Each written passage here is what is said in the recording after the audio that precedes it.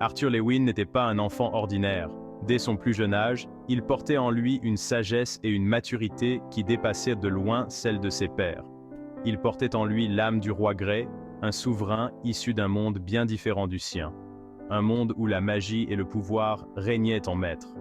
En tant que Grey, il avait vécu une vie emplie de pouvoir et de responsabilités. Chaque décision qu'il prenait pouvait changer le destin de milliers de vies. Il avait mené d'innombrables batailles et régné sur un vaste royaume. Ses compétences en tant que stratège et guerrier étaient inégalées.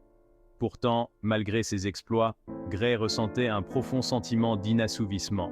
Le poids de la couronne pesait lourdement sur ses épaules. Il aspirait à quelque chose de plus, une vie au-delà des contraintes de ses devoirs royaux, une existence où il pourrait être libre de ses choix. Maintenant, réincarné en Arthur, il avait une seconde chance de faire l'expérience du monde avec un regard neuf. Une opportunité de redécouvrir la vie sous un angle différent. Les souvenirs de sa vie passée étaient vifs pour Arthur, comme des rêves qu'il pouvait toucher. Chaque souvenir était une leçon, une expérience gravée dans son esprit. Il se rappelait le poids de sa couronne, l'ivresse du combat et la solitude du pouvoir. Ces souvenirs étaient à la fois une bénédiction et une malédiction. Ses compagnons et le respect qu'il inspirait lui manquaient. Les liens qu'il avait tissés en tant que roi Grey étaient profonds et sincères. Mais il reconnaissait également l'opportunité qui s'offrait à lui dans ce nouveau monde, une chance de forger de nouvelles amitiés et de créer un avenir différent. Il était libéré du fardeau de son passé, libre d'explorer, d'apprendre et de grandir d'une manière qu'il n'aurait jamais pu imaginer en tant que roi Grey.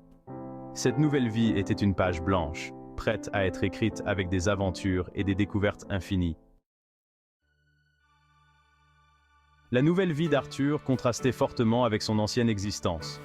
Il avait quitté un monde de solitude pour entrer dans une famille pleine de chaleur et de soutien. Il était désormais le fils de Reynold et Alice Lewin, un couple aimant qui le comblait d'affection. Leur maison était un havre de paix où il se sentait enfin à sa place. Reynold, un ancien aventurier, était un homme fort et compétent qui transmit à Arthur son amour pour l'exploration et sa soif de connaissance. Ensemble, ils passaient des heures à découvrir les secrets de la nature. Alice, une guérisseuse talentueuse, était une présence douce et bienveillante dans la vie d'Arthur, lui enseignant l'importance de la compassion et de l'empathie. Elle lui montrait comment soigner les blessures et apaiser les âmes. Arthur chérissait sa nouvelle famille. Chaque moment passé avec eux était un trésor qu'il gardait précieusement dans son cœur. Il n'avait jamais connu un amour et une acceptation aussi inconditionnels. Pour la première fois, il se sentait vraiment compris et apprécié pour ce qu'il était. Ses parents étaient ses confidents, ses mentors et ses plus fervents supporters. Ils étaient toujours là pour l'écouter et le guider. Ils encourageaient sa curiosité et nourrissaient son désir d'apprendre. Chaque question qu'il posait était accueillie avec enthousiasme et patience. Sous leur aile protectrice, Arthur se sentait en sécurité et aimé, libre d'explorer les merveilles de ce nouveau monde. Il savait qu'avec eux, il pourrait affronter n'importe quel défi. Les souvenirs de sa vie passée attisaient une curiosité brûlante chez Arthur. Chaque souvenir, chaque fragment de son ancienne existence nourrissait en lui une soif insatiable de savoir. Il était impatient de comprendre les règles et les secrets de ce nouveau monde, un monde rempli de mystères et de merveilles inconnues. En particulier, son système magique. Contrairement à son ancien monde, où le pouvoir s'obtenait par un entraînement rigoureux et la maîtrise du ki, ici, tout était différent. Ce monde reposait sur le pouvoir du mana, une énergie mystique qui imprégnait tout. Le mana était partout, dans l'air, dans la terre, et même dans les êtres vivants. Poussé par cette soif de connaissance, Arthur passait d'innombrables heures dans la bibliothèque familiale, un lieu où le temps semblait s'arrêter. Entouré d'imposantes étagères et du parfum réconfortant du parchemin ancien, il se sentait chez lui parmi les livres. Il dévorait tous les livres qu'il trouvait sur le mana, ses propriétés et ses applications. Chaque page tournée était une nouvelle découverte, une nouvelle porte ouverte vers la compréhension. Il étudiait des textes anciens, des traités magiques et des récits historiques, cherchant à percer les secrets les plus profonds de cette énergie mystique, rassemblant les pièces d'une compréhension globale des arts mystiques de ce monde. Chaque fragment de connaissance était un pas de plus vers la maîtrise du mana.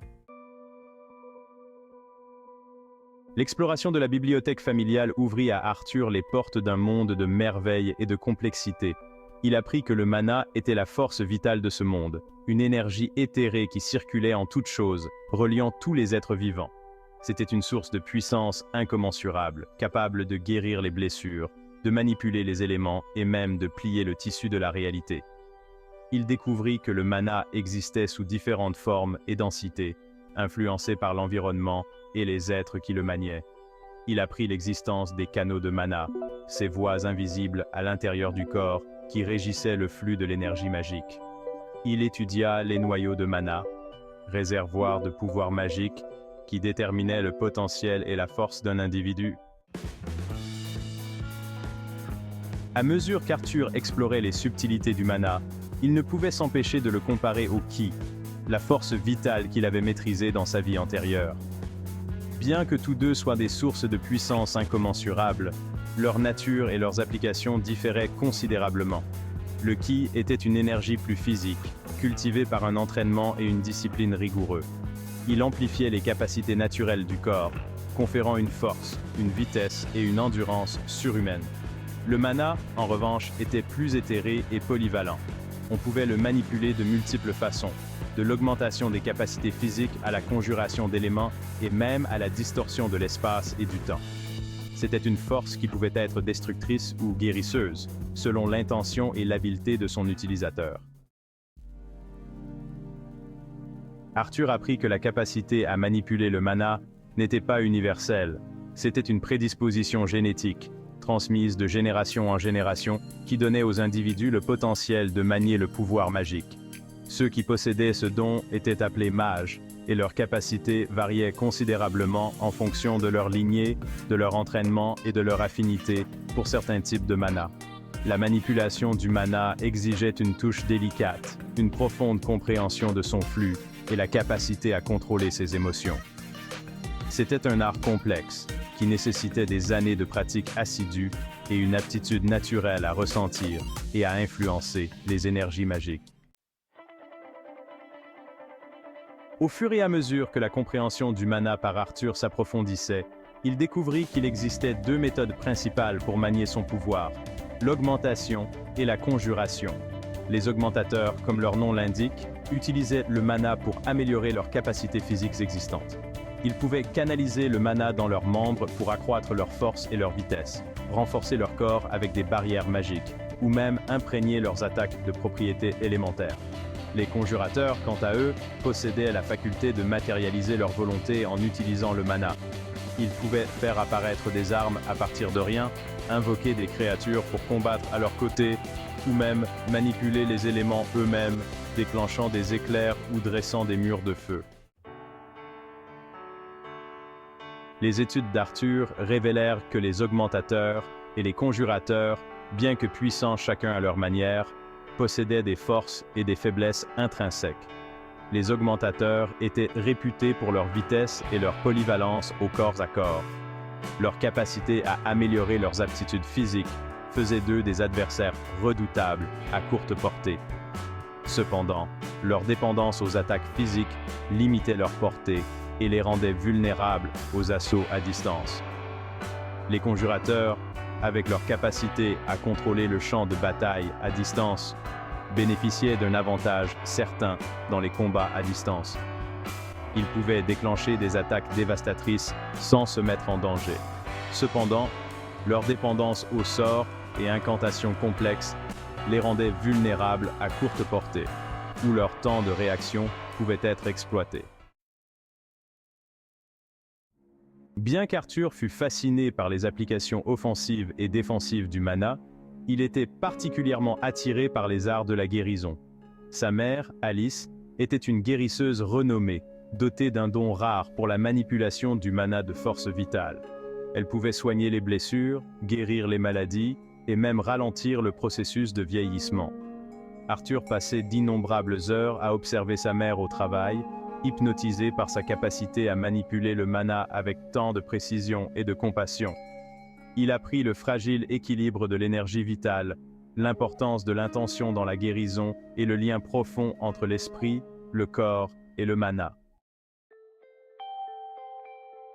Alors qu'Arthur absorbait les connaissances et affinait sa compréhension du mana, une idée audacieuse commença à prendre forme dans son esprit. Il réalisa que les principes de la manipulation du ki, qu'il avait maîtrisé dans sa vie passée, pouvaient potentiellement s'appliquer au mana également. Il envisageait une nouvelle voie, une voie qui alliait la puissance brute du ki à la polyvalence du mana. Cette prise de conscience fit naître en lui une flamme, une soif de repousser les limites du possible. Il était déterminé à explorer ce territoire inconnu, à tracer une nouvelle voie qui lui permettrait de manier à la fois le ki et le mana, exploitant leur puissance combinée pour atteindre des sommets qu'il n'avait jamais crus imaginables.